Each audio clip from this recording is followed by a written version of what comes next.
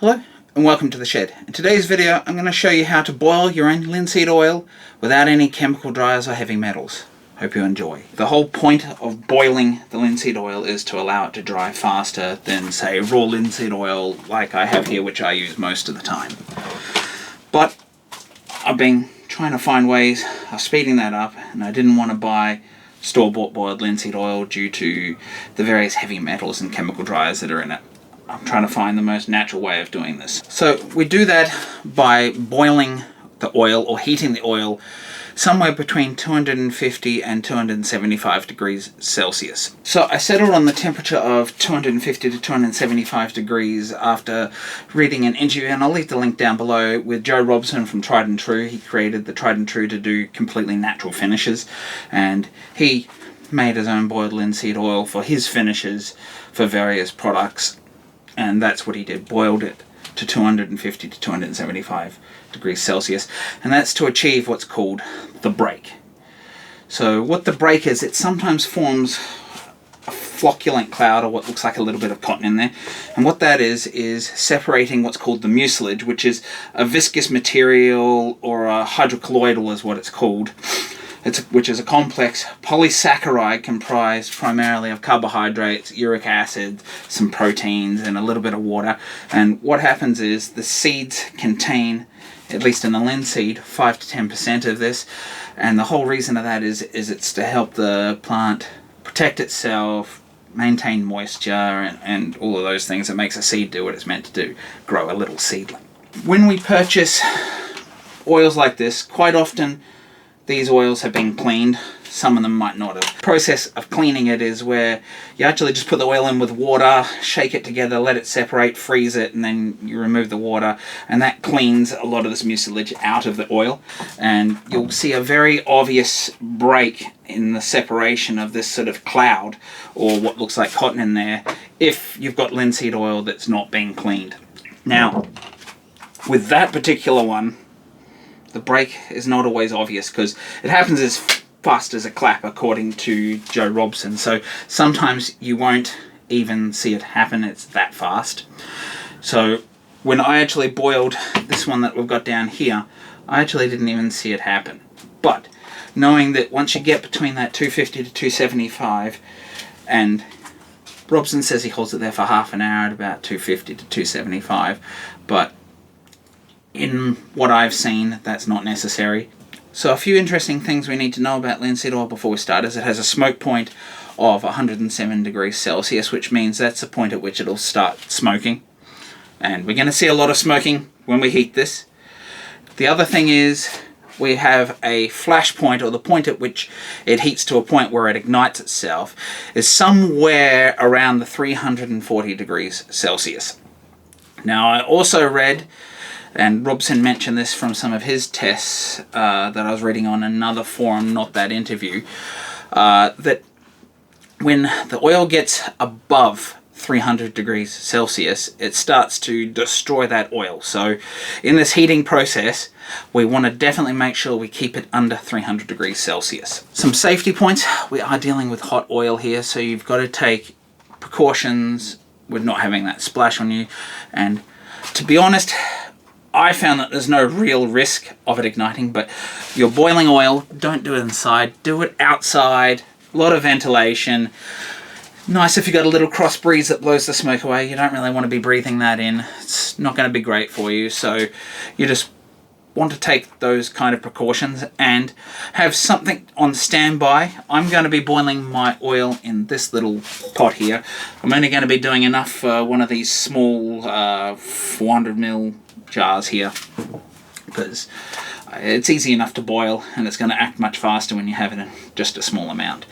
Now, you do want to make sure you got something else nearby, so if your thermometer is not accurate and you do get it up over that 340 degrees Celsius, if it does catch fire, I'm just going to have this pot on standby, smother it, you put something like that over the top of it, it's going to cut the oxygen and it'll stop burning. So one thing you don't want to do is use a fire extinguisher or something like that with oil, because if that does happen, you're going to throw the oil everywhere and you're going to have fire going everywhere. So that is something you don't want to do.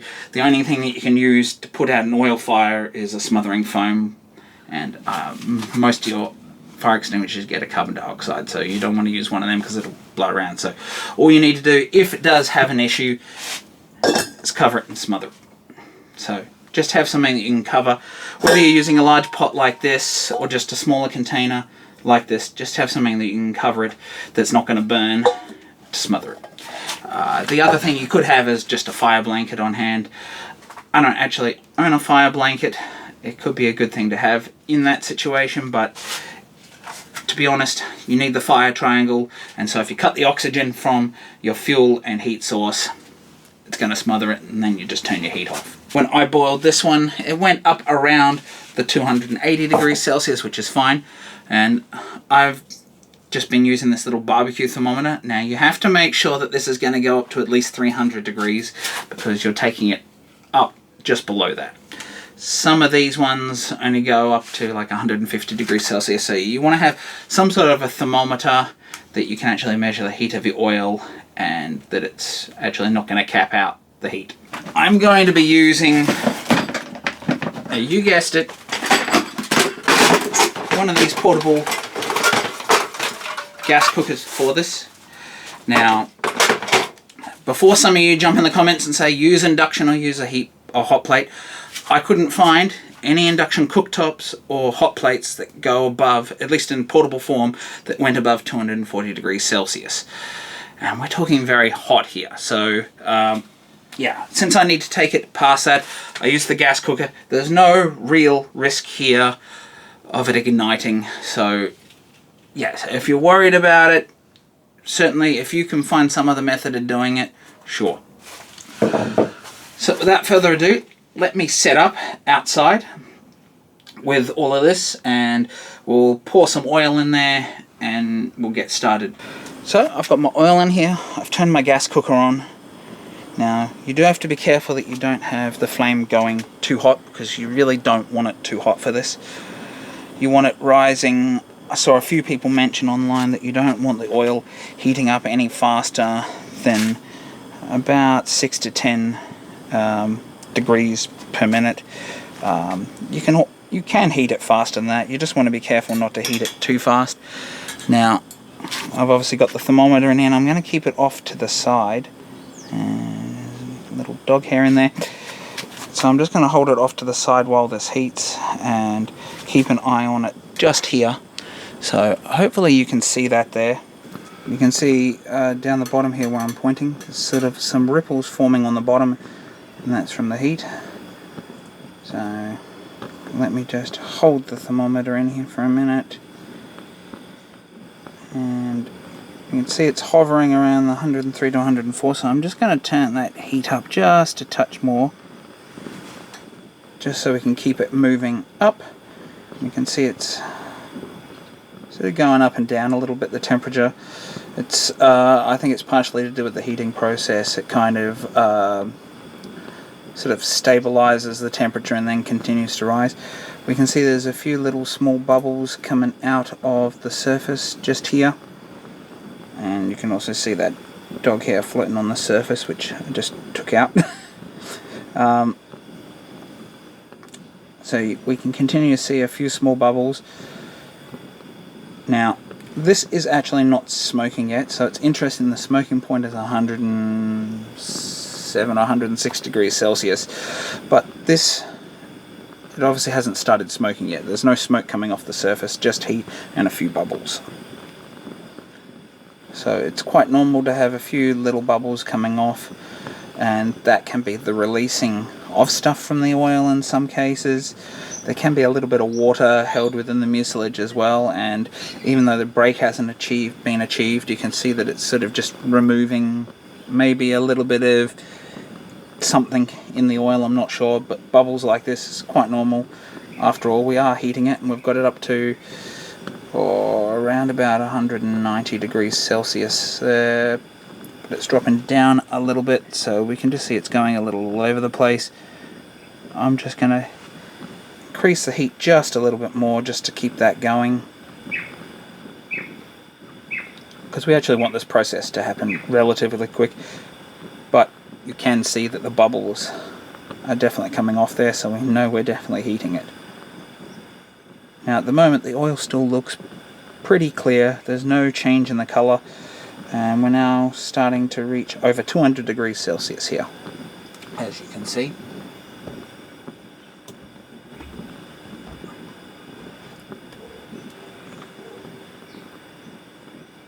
So it's just a waiting game,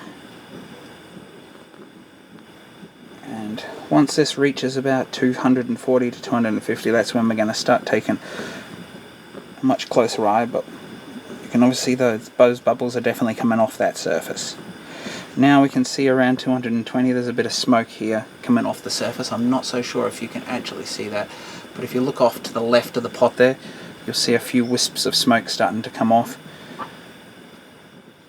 And obviously the temperature does vary a little bit depending if you've got your needle on the bottom.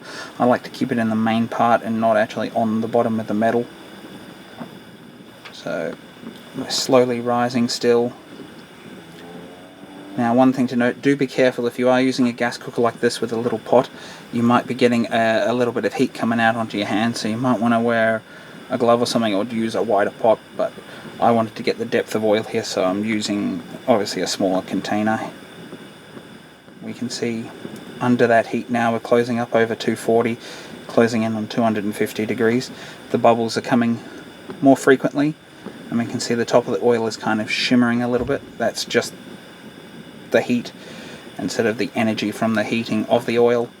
And I can also see now that the oil actually looks like it's a little bit clearer than it was before. I'm not sure if you can actually see that on camera. So now we're over 250, we're up to 260, and the fact that it's gone a little clearer in my mind, that means the break has been achieved. But what I'm going to do is just take this up to 275, and then we'll turn it off and let it cool. So to me, this definitely looks like it's changed. Those bubbles, the little ones, they're still occurring slightly. And so now that we're reaching up to that 275, I'm actually just going to turn this gas temperature down a little bit lower, and we're just going to try and sit it there. It is going a little bit over, so what I'm going to do is just release the gas bottle from this and turn it off entirely, because this is going to maintain this temperature because it's going to cool quite slowly. Now that I've stopped the heating, you can see that it's over that 275, but around 275, depending on a little variance of the thermometer. Though I did test this one in boiling water and it was pretty accurate. But it is turned off. You can see the temperature's getting up a little bit higher there, but it is off, so there is actually no risk at this point. Just leave this to cool. I'm not going to touch this and move it until it's barely warm to the touch, and then I'll put it in a jar and let it fully cool the rest of the way. So as you can see there, the process of producing the boiled linseed oil actually happens very, very quick. Even though you might not see that change, I could see, and I hope you could see it on camera. I'll see when I edit it back whether you can actually see that the colour of the oil kind of changed a little bit. So what I'm going to do is just pour a little bit of this out, just so you can see hopefully the difference in the colour of this particular one that I've got here that's already been boiled and cooled versus the actual original stuff. We can clearly see here, this is the raw linseed oil in the centre here, and I think you can see that this is definitely darker and probably a little more browny yellow than the stuff that's boiled, which seems to have taken on a little more of a clearer tinge to it. Hopefully you can see that. It looks a little more clearer, but it's got an ever so slight sort of greeny yellow tinge to it, more so than this. It's got a more yellowy brown. And then if you see the flaxseed, you can see that that is actually a very clear, clean oil as well, but more on the yellow side of things, or yellowy orange. Now, let me just do a quick test here. So we can see how the raw linseed oil drips. So it's quite a thick oil. So if we look at this one here, you can see how it drips more frequently. It just runs off. It's a lot thinner. You can see it just drips. So it's much thicker. It kind of sticks more. Now, I put that down to the removal of that mucilage, which is referred to as kind of a gummy substance. You can also see that this stuff kind of has that same effect. The flaxseed oil. So there you have it, folks. That's how you safely, quickly and easily boil linseed oil. And as you can see, there is a definite change in the viscosity of that oil, which for me means that that break point has been reached, and I personally believe that is why the boiled linseed oil dries faster even without chemical dryers. So if you like this video, please do like and subscribe down below, and while you're down there, do sound off in the comments. Have you boiled your own linseed oil? Were you aware of what was called the break? Do let me know if you've got any other information that you can add to this that I've somehow overlooked in this process. And if you'd like to see another great video such as the one you've seen here today, do check out the video up here where I go through another completely safe and natural finish shellac. Bye for now.